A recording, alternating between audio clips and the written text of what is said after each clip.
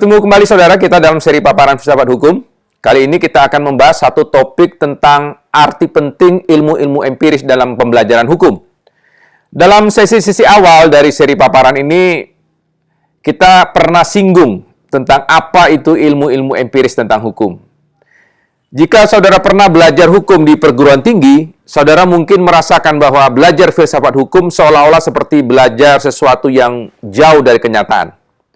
Kesan ini muncul karena karakteristik reflektif dari filsafat hukum itu. Titik beranjak dari filsafat hukum justru dipicu oleh fenomena hukum dan itu berasal dari dunia empiris.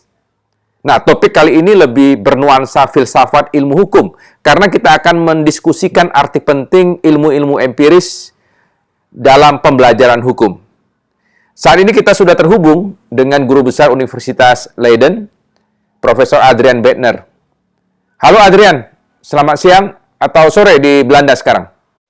Belum, masih siang. Masih siang ya? Ya. Beliau ada di Leiden sekarang ya? Di Weesp. Itu karena ada lockdown, saya tidak boleh ke Leiden lagi, jadi tinggal di rumah. Diskusi ini juga melibatkan salah satu alumnus dari Universitas Leiden yang sekarang berprofesi sebagai lecturer spesialis di jurusan hukum bisnis Universitas Bina Nusantara, Dr. Stijn Cornelis van Huys. Selamat malam, Pak. Ya, baik. Adrian, menurut informasi dari rekan-rekan dosen di berbagai perguruan tinggi, sejumlah ilmu-ilmu empiris tentang hukum dewasa ini makin kurang mendapat tempat di dalam pembelajaran hukum. Alasannya, materi demikian tidak cukup relevan dengan studi hukum, khususnya di tingkat sarjana. Saya ingin tahu bagaimana perkembangannya di Belanda, misalnya di Universitas Leiden sendiri. Apakah kecenderungan yang sama juga terjadi di Belanda, seperti halnya di Indonesia? Terima kasih, senang sekali saya diwawancarai untuk channel video ini, dan senang saya untuk share beberapa pengalaman dan insight dari Belanda. Kalau mengenai penelitian dan pendidikan hukum empirik atau law and society atau sosiologi hukum, antropologi hukum, di Leiden sekarang semakin penting. Jadi kelihatannya, dan itu sebetulnya alasannya pertama-tama adalah juga karena lapangan kerja. Jadi kami di Leiden sudah akan mulai satu master program, program S2 namanya Law and Society. Dan untuk memulai program ini, kami memang membutuhkan satu studi untuk the labor market. Jadi yang diwawancarai memang pejabat pemerintah, terus CEOs dari beberapa bisnis dan sebagainya.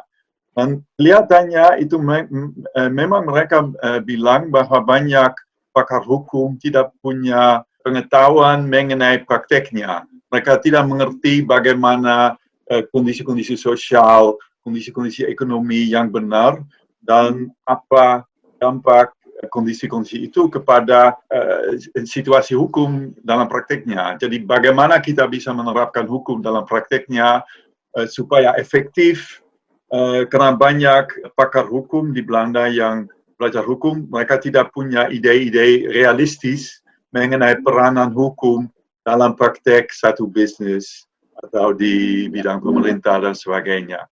Jadi itu memang karena ada demand. Itu alasannya memang universitas memikir bahwa penting sekali sekarang diperhatikan pendekatan empiris hukum itu. Dan itu di Leiden maksud sekarang ini bahwa itu juga di S2 memang ada satu program khusus dari Law and Society, tapi itu ada banyak mata kuliah di Leiden yang menggunakan pendekatan sosiologis atau empiris atau apa saja itu, dan itu juga topik-topik yang sangat populer dengan mahasiswa. Jadi jumlah mahasiswa yang memilih kursus seperti itu banyak sekali. Terus yang menarik juga adalah banyak pakar hukum di Belanda, bahkan di bidang studi yang terkenal sangat doktriner seperti hukum perdata, Sekarang banyak pakar hukum yang mulai menggunakan pendekatan penelitian hukum yang juga empiris.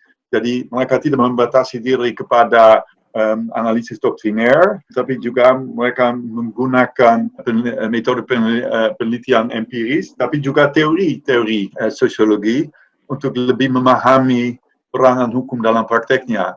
Jadi interdisiplinaritas ini yang sangat didorong, sangat difasilitasi juga oleh Universitas Leiden. Itu kelihatannya memang di lapangan Fakultas Hukum, kelihatannya itu sudah tiba di sana, sudah landing.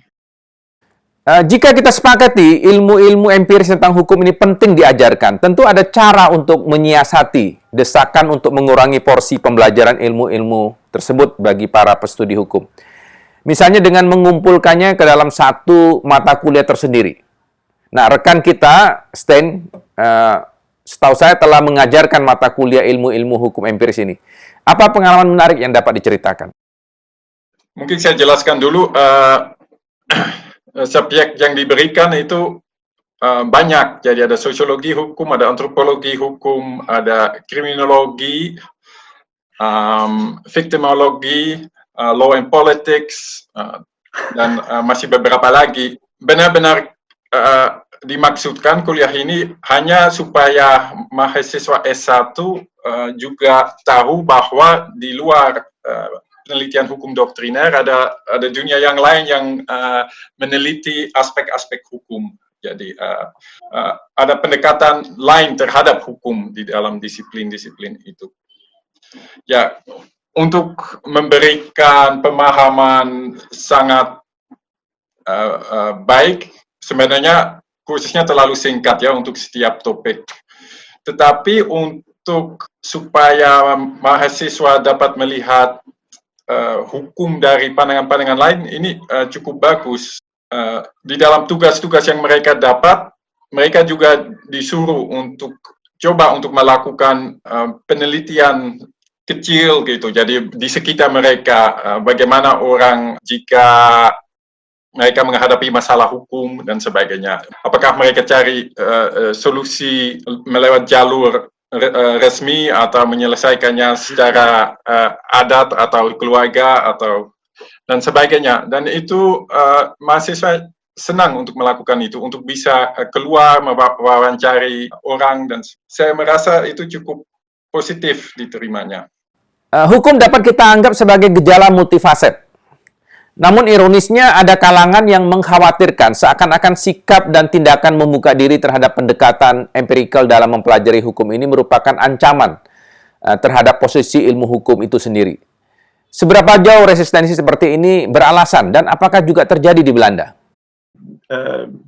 Beda sekali situasi di Belanda kalau dibanding Indonesia soal itu, karena di Belanda itu memang orang pakar-pakar hukum tidak merasa terancam oleh pendekatan-pendekatan lain, dan itu memang pengalaman saya di Indonesia adalah banyak ada resistensi yang berat dari pakar hukum karena mereka merasa sebetulnya itu seperti serangan pada metode mereka.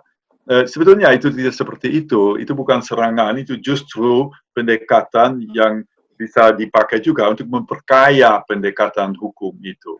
Jadi misalnya begini, kalau kita membicarakan iktikat baik dalam hukum perdata, kalau kita ingin tahu iktikat baik seperti apa, kita bisa bayang sendiri apa iktikat baik itu buat saya. Tapi lebih baik kalau kita juga menggunakan insight-insight dari ilmu-ilmu lain mengenai iktikat baik itu. Jadi bagaimana kita bisa, filsafat bisa, tapi juga kita bisa melihat bagaimana prakteknya di perdagangan itu. Kita harus mempelajari prakteknya sebelum kita bisa tahu apa yang bisa kita label sebagai perilaku yang memang sejalan dengan etikat baik dan yang tidak.